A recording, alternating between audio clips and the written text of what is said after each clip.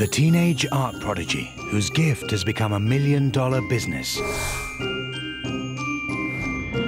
The real Rain Man with the biggest factual recall in the world. The child scientist who passed O-level chemistry aged 7. The unemployed accountant with the record-breaking memory. And the 10-year-old music prodigy ready to hit the international stage.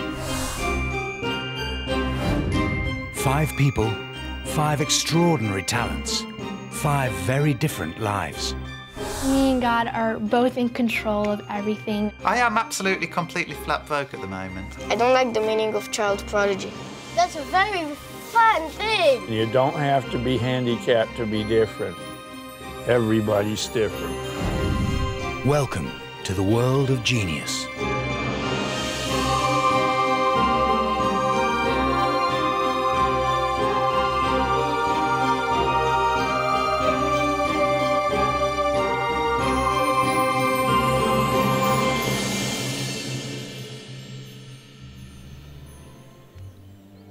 To some, genius is an arbitrary label.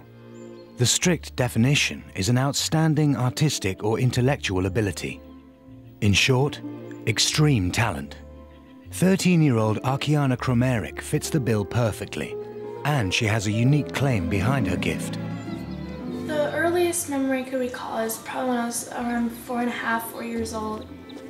One day I started having these very amazing and mysterious visions. This voice was following me, guiding me through these galaxies, and I asked him, you know, who are you? And I started calling him God. Akiane is an art prodigy from Idaho who claims that God told her to paint.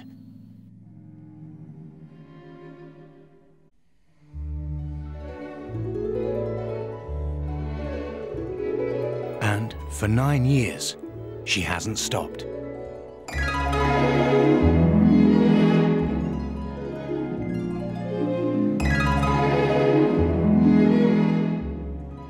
I like to say me and God are both in control of everything. So he tells me an idea, and I could just take that idea and make it better and polish it better and just put it into paints. So he's like my personal teacher, my tutor. She was 4 years old when I knew there was something special about her, because she was describing a lot of new things on spiritual matters, and also she started drawing exceptionally well. Akiane developed an intense interest in sketching. By 5 years old, she was already drawing at a level way beyond her years. Myself, I thought she was dreaming. I thought there was something made out of an imagination. But when she started describing it more and more, it became apparent that this was actually something that did happen. By 8, Akiane was painting portraits on giant canvases. It kind of took me aback because we never read the Bible, or we didn't have any kind of spiritual connection. With no artists in her family, she was completely self-taught. This is actually one of my absolutely favorite and most memorable paintings. This is called The Prince of Peace. I painted this when I was 8 years old with oils. Many artists all around the world, they always ask me, so how did you do this and how did you do that? I was like, I don't know, I just did it. It's very complicated for a child to explain what they did. The only way they can explain is through painting or through their creativity. Described by art critics as a phenomenal talent, she has now produced more than 100 paintings, ranging from realist portraits to fantastic landscapes and the natural world. They can each take anywhere from 15 to 300 hours to complete. Akiane's genius could be explained by sheer hard work. Homeschooled, she gets up at 4 a.m. 6 days a week and paints for up to 5 hours a day. Just really quickly, I want to see the lips.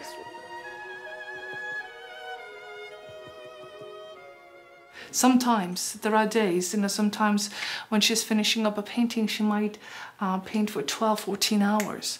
And I would ask her to take breaks and have something to eat or drink, and sometimes she would refuse. Akiane only studies the subjects she enjoys. She loves printing, publishing her books and poetry and art, and that's what she loves doing and let her do all day long. I don't ask her to ever do math. If critics say, no wonder she's a genius because she's devoting all her time for art, then it would be a better place in the world, that there would be more people who are interested in focusing their energy to the fields that they are interested in.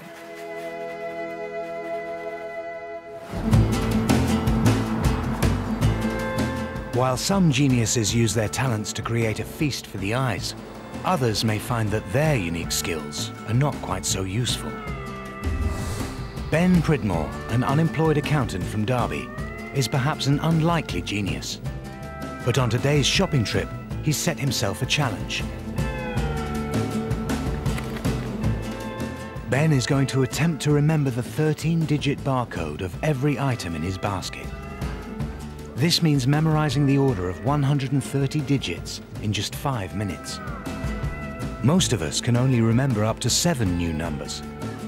Time for Ben to see how far he can go. Bacon. Bacon. 5000 192 014 187. Yep, that's right. Steak pie? Steak pie, that's 5000 192 264 360. Yeah, that's right. Ben is the UK memory champion and a world record breaker. I hold a record for memorising the most packs of cards in an hour, 27 packs. And also for binary digits, that's ones and zeros. I hold the record for memorising the most of those in 30 minutes, 4,140 digits. Garlic bread? That's 5000 192 043 774. Yep, that's right. Really, it's only since discovering this hobby of mine that I've, well, excelled at anything, I suppose. Sweets? 5010 317 040 526. Yep, that's right. How'd you do it? How'd you remember it all? I turn the numbers into pictures. Hello. We sherbet lemons here, where a lemon being fed to a Sasquatch, which is wearing a plastic mac, concealing a pack of sausages and a leg. How do you remember the numbers by that? It's practice. People are either completely nonplussed by it or they think it's extremely cool. It's sort of about a 50-50 split. I think it's wicked. That is amazing, yeah. I can't even remember me shopping this some days. I'm one of the few people who find this kind of thing really fun.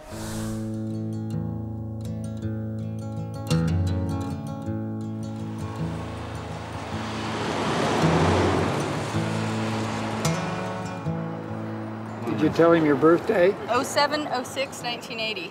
It's a Sunday, and this year it's a Sunday.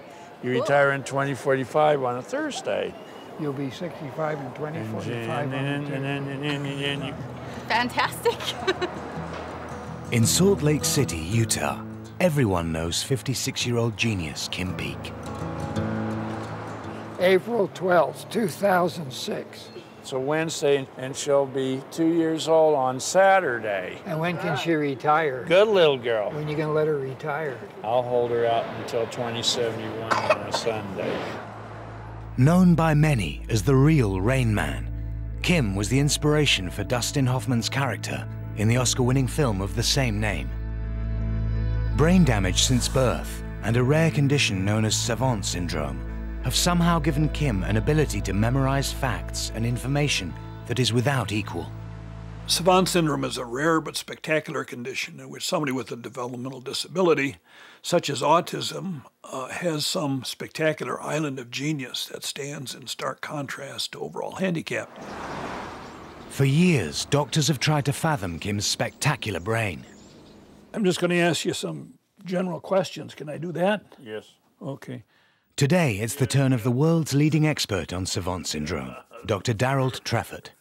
When did President Truman remove General MacArthur from his command? April 11th, 1951. When did Hong Kong return from British colonial rule to Chinese control? July 1st, 1997. When did Saigon fall to North Vietnam? April 29th, 1975.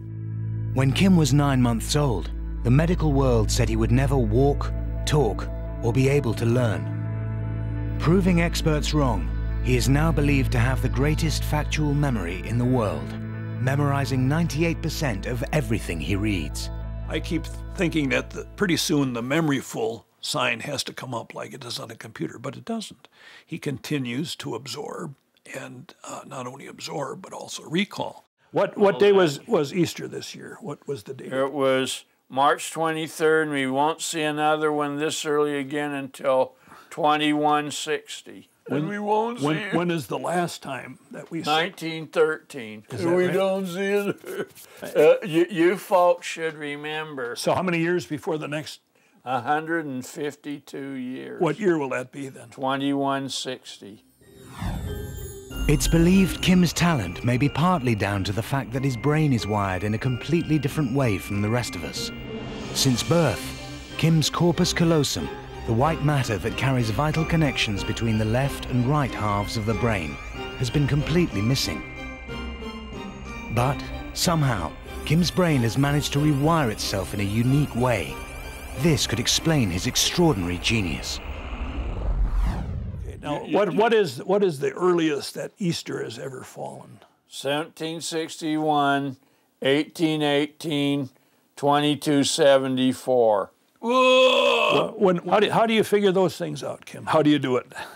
By looking at my own heart and my own mind.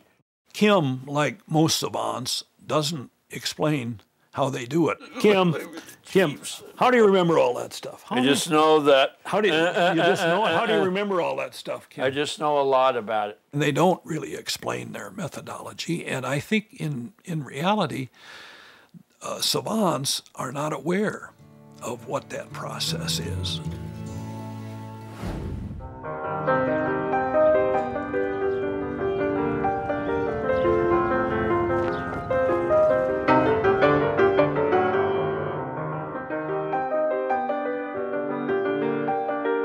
Every time I look at him and when I see it, it is, I don't know, it blows me away. I look at him and I say, wow.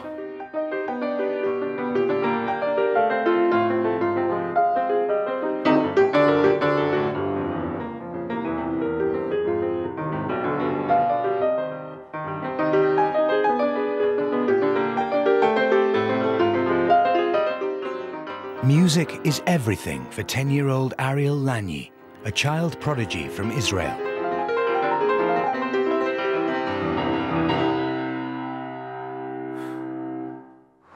Ariel is more than just a pianist. He's a composer too. Well, this could be an intro, and then there could be a totally This was there before? Yeah. No, that's what I want to write now. No, first of all, I want to jot down the intro. Okay. Before we start anything. But didn't you have a subject? You had a subject. I'm going to do my opus 8, opus 9, and opus 10, so I'm going to work on opus 6, opus 7. I don't have to do so. Then I'll work on opus 8, then on opus 9, and then on opus 10.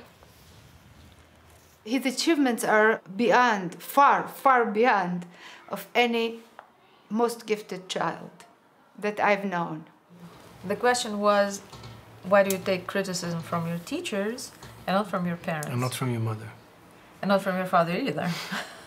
Well, because my teachers are way smarter. Well, that's nice. That's nice. Parents Gabby and Olga have raised their son in a home dominated by music. Ariel was destined to be a pianist right from the off. No, teachers? We were negotiating for a piano when Olga was pregnant with Ariel, and she said, "Well, why are you so anxious about it? What's the big deal? He's not going to come back home from a hospital and start taking piano lessons." And I said, "No, but I don't want to bring a child back from the hospital into a home that doesn't have a piano." Neither Gabby nor Olga could play the piano. It was for one person only, their newborn child. When he was born, he started listening to music right from the beginning because there was a tape that his father prepared for the occasion. And from then on, he was listening to music almost 24 hours a day. There is a theory that very young children can be taught anything. They don't have to be born that way. But the earlier you start the education, the more you'll be able to achieve. It soon became apparent that the theory was working. He was less than 3, just a little less than 3, and we were driving in a car, and he was sitting in the back, and we were listening to the radio, and it was Beethoven's Second Piano Concerto, which I recognized, but I don't know the key, and I didn't have the CD, so I told him this is Piano Concerto by Beethoven. And Ariel said, Ian, and I didn't have the answer because I didn't have the CD to look at, right? And obviously I cannot tell. So he says, in B flat major. And I looked in the mirror and I said, are you sure? And he said, oh yeah. So needless to say, as soon as we got home, I take out the CD and I look at it, and it's in B flat major. By 5, Ariel had already taught himself to play the piano and started taking lessons. By 7, he was playing classical concerts with an orchestra of adults. In a way, we created it to some degree by exposing him early on. And a little baby doesn't have many choices. So he just lies on his back, and you play Bach, and you play Bartók, and he listens.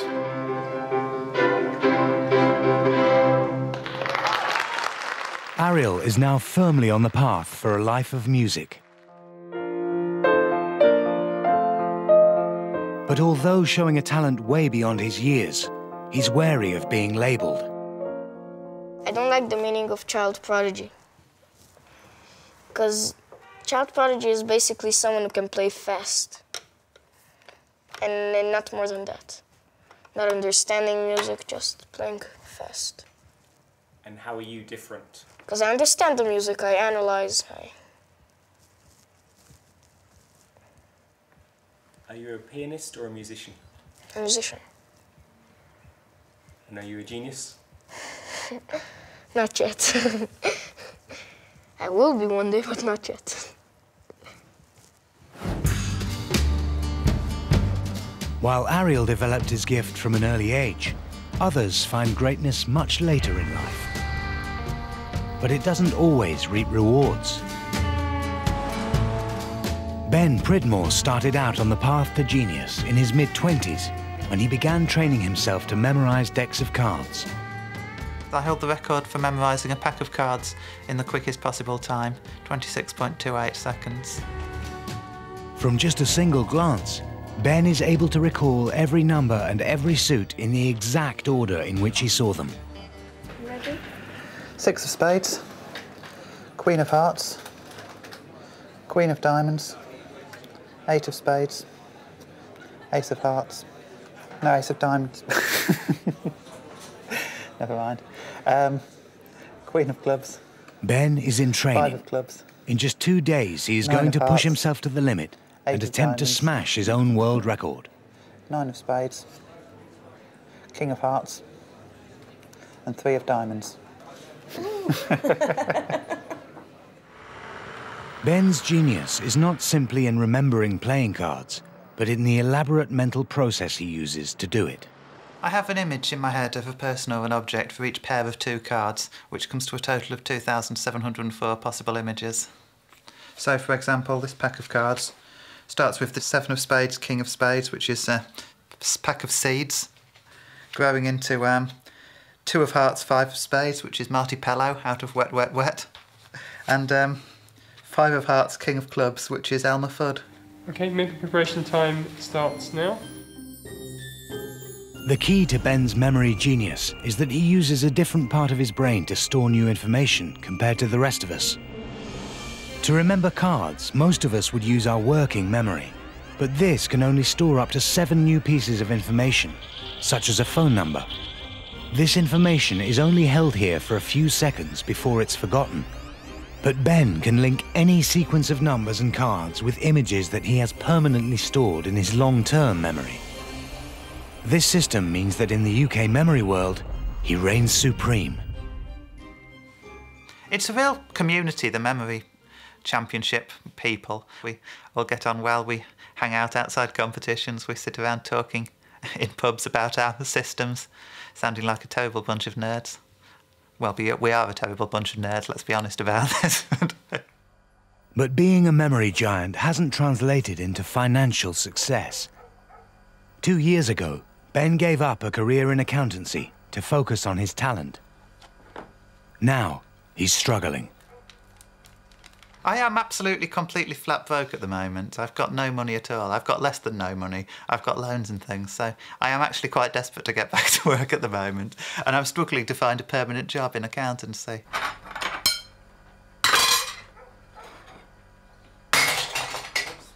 People tend to assume I'm a naturally brilliant person, which I deny absolutely. I'm a bit of a thicko, really, in a lot of ways. I just have an interesting hobby, possibly because I've got too much time on my hands.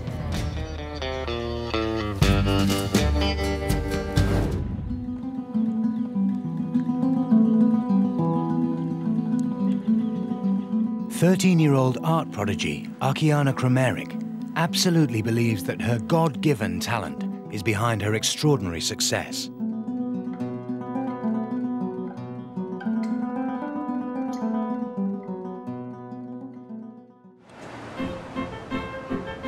Today, at a local gallery selling prints of her work, she has come for a meet and greet with some of her fans. Have you ever had any visions of heaven?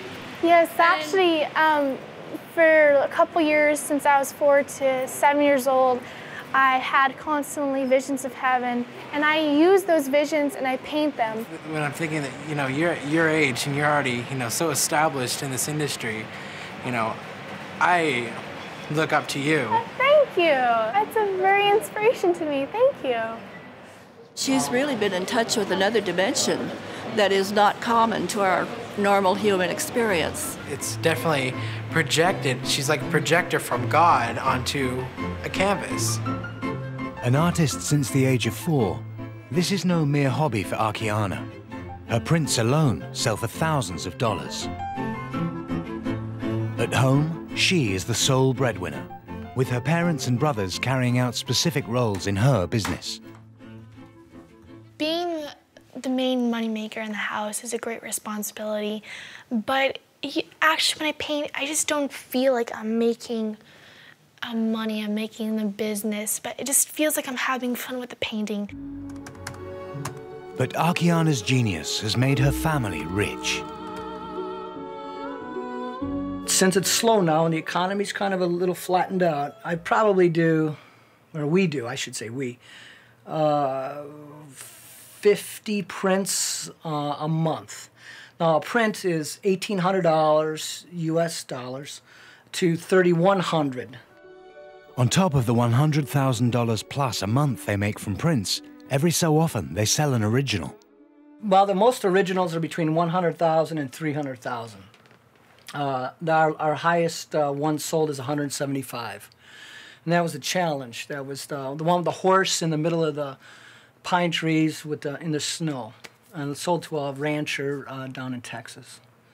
We try not to sell the originals. You know, she has control, because all of this you see here is all hers. So when she's 18, this is hers. I walk out of the picture and I do something else. And the fruits of Akiane's labor? A new $1 million family home. She'll be painting in this area here. We'll have her probably easel here. I don't know if an easel on this wall or easel on that wall. But we also gave her a little kitchenette where she'd be able to have her daily coffee or tea, wash her brushes. But is this a normal childhood for a 13-year-old girl? If a normal childhood is to sit in front of television and just be on cellular phone for 3-4 hours a day, I don't know if that's normal childhood. I consider a normal childhood being able to serve other people, to help other children, to enjoy what you're doing, to be together with a family. Yeah, I agree on that. I have nothing to add to that one. She's not missing out a thing. A self-trained genius is about to push himself to the limit. I'm going to try to break my world record at speed cards. I'm going to try to memorise a single pack of cards in sometime faster than 26.28 seconds.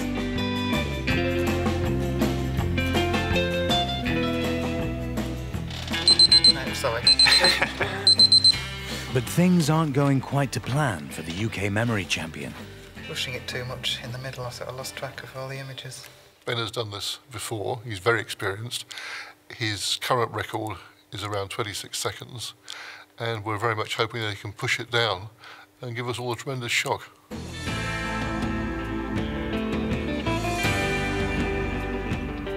Ben gets a second chance. Okay, ready? Back to shuffle cards. Thanks very much.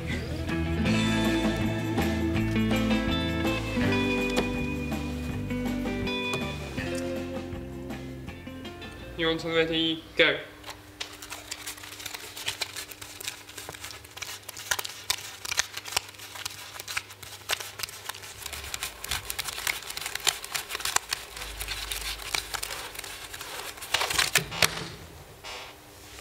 Ben hopes to have memorized the pack in less than 24.68 seconds.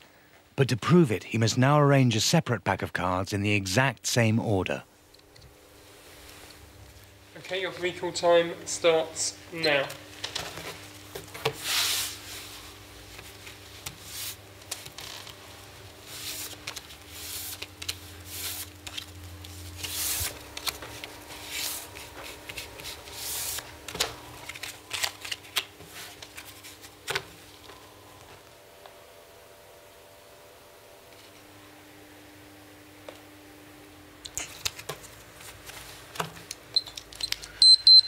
That's my best guess anyway.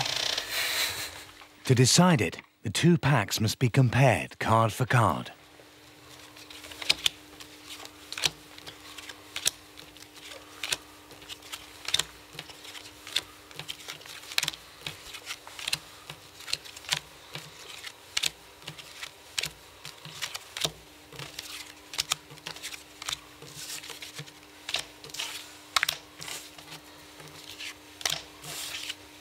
Fantastic. Congratulations. Thank you. 24.68. It's incredible.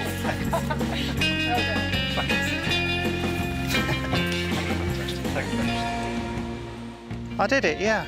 24.68 it was in the end, which is just about exactly the kind of time I was hoping for. Oh, that was amazing. I mean, my God, he's broken the 4-minute mile for the brain. We started out with a puppy teaching a lesson to a Maori who was holding a microphone over a necklace owned by Nassim Hamed, who was using a pair of tongs to hold up a bag of sherbet, pouring it into a sieve. It's an objective test of how fast it can be done, and in that sense, it's unbelievable. In front of an auctioneer who was selling a tentacle which was growing out of a superhero in a suit of armour who was planting a flag in my dad's old garage. Simple as that. Simple as that, in 24.5 seconds. In Israel, it's 9 p.m. on a Thursday night, and 10-year-old musician Ariel Lagny has a gig. At the tender age of 7, he branched out onto the jazz scene.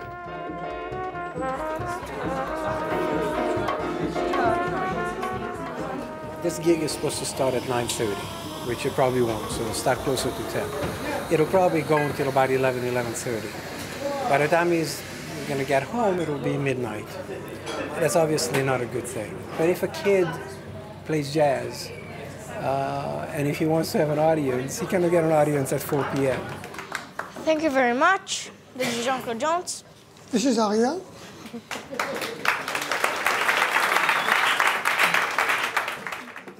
But can a child of 10 handle the strain of such a late-night gig?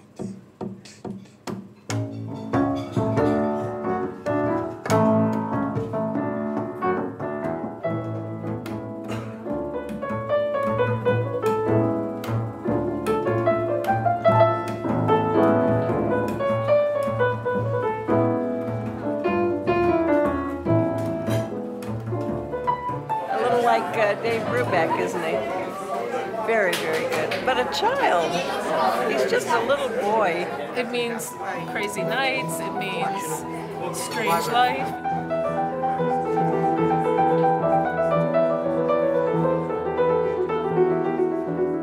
It's a payoff between what is this child going to give to the world as he grows up and what is he going to sacrifice as a human being.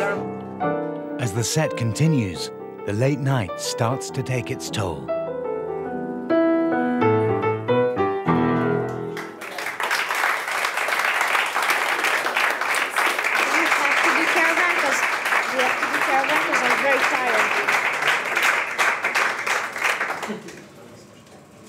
Watching the program, man.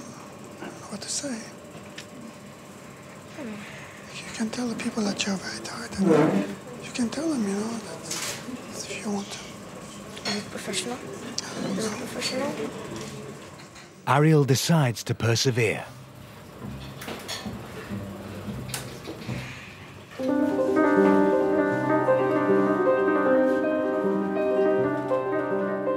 It's now 10:30 p.m.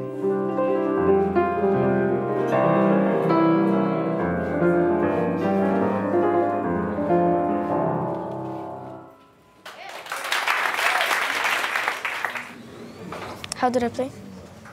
We'll talk about it later. Played okay. I could do better. You know, I was very tired. We're going now to improve. You're going out to improve? He's not pleased. I know it flopped. What? I know it flopped. It didn't flop.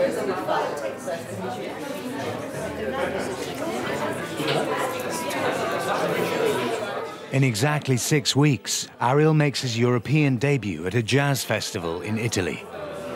Don't film me, don't film me. Could it be too much too soon?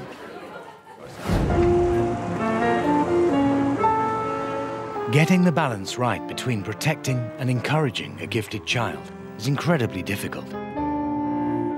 But in Singapore, Valentine Corley is determined that his 8-year-old son, Einan, reaches his full potential.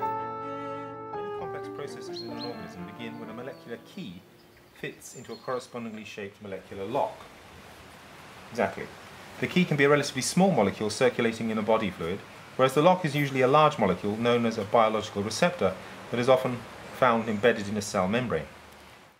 Einan Corley's love of science was spotted when he was 6 years old. We discovered that he was interested in chemistry when he was at his aunt's house.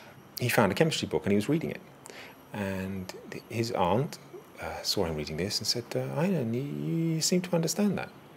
And he said, I do. And so she went away and got an exam paper, gave it to him, O-level exam paper, and he answered the questions correctly. Einan taught himself chemistry on the internet, and at 7 passed the O-level exam. Now his father is battling to fast-track his academic career. Yehudi Menuhin without a violin is not a violinist. He's a could have been.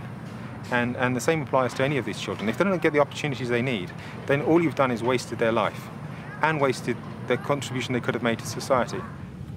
Huh? Tell me why I can't climb. The weight and the pressure. Daddy can't climb because he is so heavy. If he steps over here, he will ruin his feet. Because his weight exerted on a small area will cause a lot of pressure. He weighs 111 kg. And the surface area is roughly how much? Square inch, a square inch. A square inch. Can you imagine what would have happened if Leonardo da Vinci had never been apprenticed to an artist? None of his work may have happened. To put a child like that in an ordinary school is a kind of abuse. From his perspective, school is in slow motion, which is how he described school to me one day. He said to me, the only thing I like about school is my friends. So he does have that, but the actual lessons don't give him anything at all. Nothing. They cannot. Although Einan must continue attending primary school, Valentine has arranged for him, aged just 8 years old, to also study chemistry at degree level. It's only the third-year students here get to do the experiments because they have gone through first and second-year training. But for Einan, he just comes in as if he's gone through the first and second-year training already. He basically knows what to do.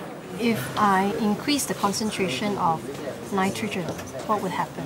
Reaction will go this way. Very good. Reaction would go to the right to reduce the concentration of nitrogen according to the Chatelier principle. If I increase the concentration of chlorine, what's going to happen? Well, yeah, equilibrium will shift to the right. He has the mind of an 8-year-old, but the intelligence, which is roughly the same of ours, which is a bit stressful if you work with him. Subsequently, you need to wash it with sodium chloride. Huh? Tell me why we need to do this. I'll leave it to you to find out, okay? Why do you need to wash with sodium chloride? Anybody can tell me now? Go on. It aids layer separation. Yes, it aids layer separation. It's very obvious that he's a prodigy, and I think that the people here are very welcoming of that. I had worried they might not be, but no, there's no worries at all. But it would seem Einan might not be the only genius in the family. His father, now a freelance writer, originally studied natural sciences at Cambridge. When I was a child, I had many different gifts, but I don't think that they were given the full opportunities they needed to be expressed. To your mind, is any of Einan's ability inherited from his parents? Yeah, I would say so. The funny thing is that his scientific interests parallel my own, age for age, as a child. He starts expressing interest in chemistry at 6. It's the same age I became interested in chemistry. Okay? So it's the same pattern, and yet we didn't guide him in this pattern, we just let him be. And he chose the same path. It's easy for a child in that position to end up frustrated. And having, known that situation myself, I don't want to see him frustrated. I want to see him develop at his own pace, in the areas of his interest, and become the full human being he is intended to be.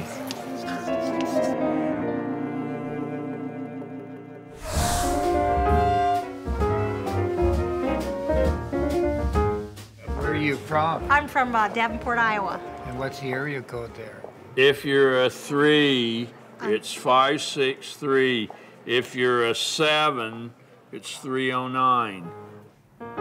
Prodigious savant Kim Peek is a walking encyclopedia, having memorized over 12,000 books. When did England become England? It's been that way since 827 under Egbert, and then Athelstan defeated the Danes at Brunanburh and united the country. In what year? In 933. Good. But suffering from brain damage since birth, Kim is a genius in need of 24-hour care. And at 82, his father Fran has his own illnesses to contend with, having recently had a melanoma removed from his face. I have to brush his teeth and everything that's physical. We shower together and I have to dress him after. He dressed himself, I have to redress him. Just everything we do together. And provisions have to be made for when Fran is no longer here.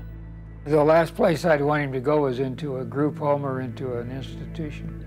My other son, about 6 months ago, came and told me that he would like to take his wife and move into our home where Kim's environment of books is, and he would take care of Kim just like I am.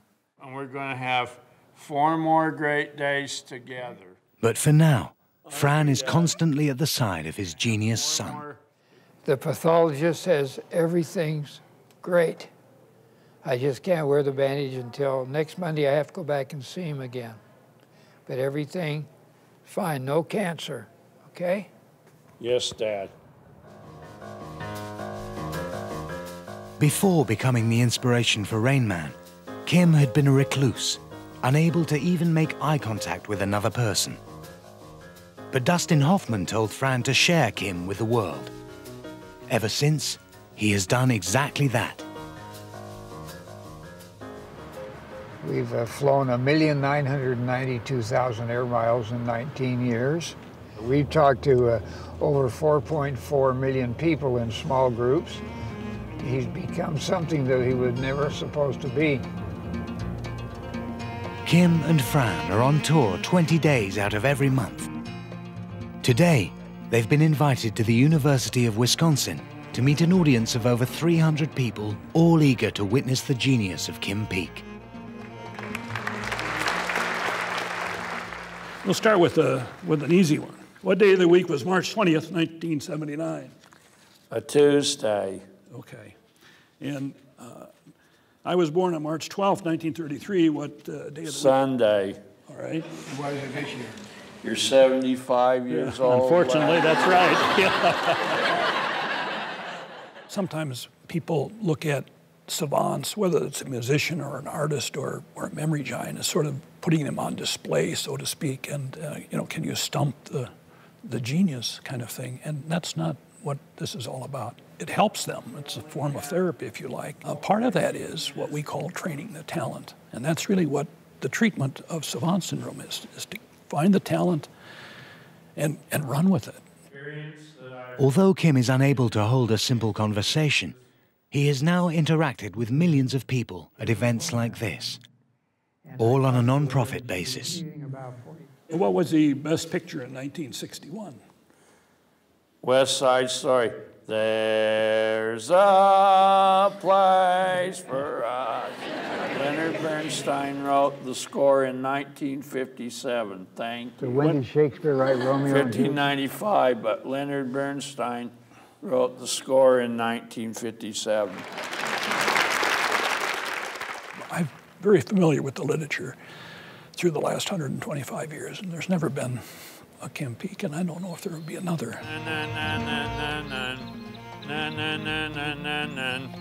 What are you singing to me? That song is called The Birch Tree.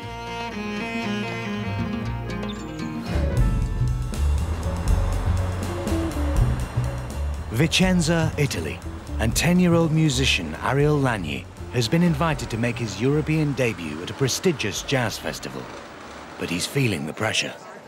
It's a big gig. Okay. So right now, what matters is to put a smile on your face.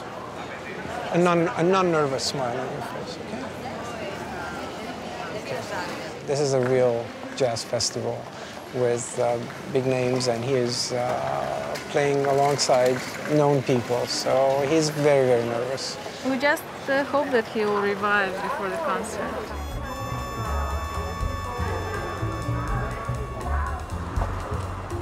Later that evening, an audience of jazz aficionados gathers to watch Ariel and jazz partner Jean-Claude Jones. They'll know it's better. We practice with the metronome, and we're more together. And we drop the tune. That's it, you get it? Sono felice di presentarvi Ariel e Jean-Claude Jones.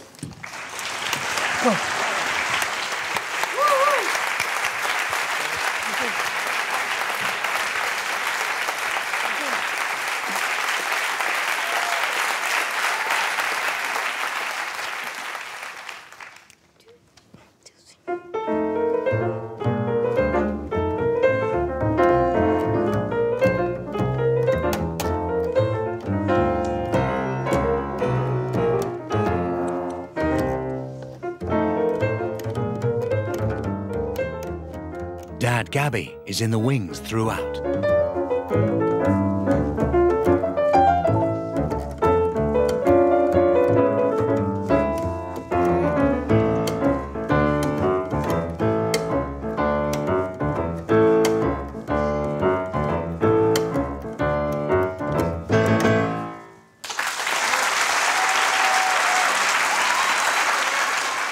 This time, Ariel's a success. Fantastic. I never thought that a little child like him could do something like that. A genius, more than a genius, I think. I was so surprised. How do you say in English? Goosebump? I had a goosebump on my arms. Thank you, Jean-Claude Jones.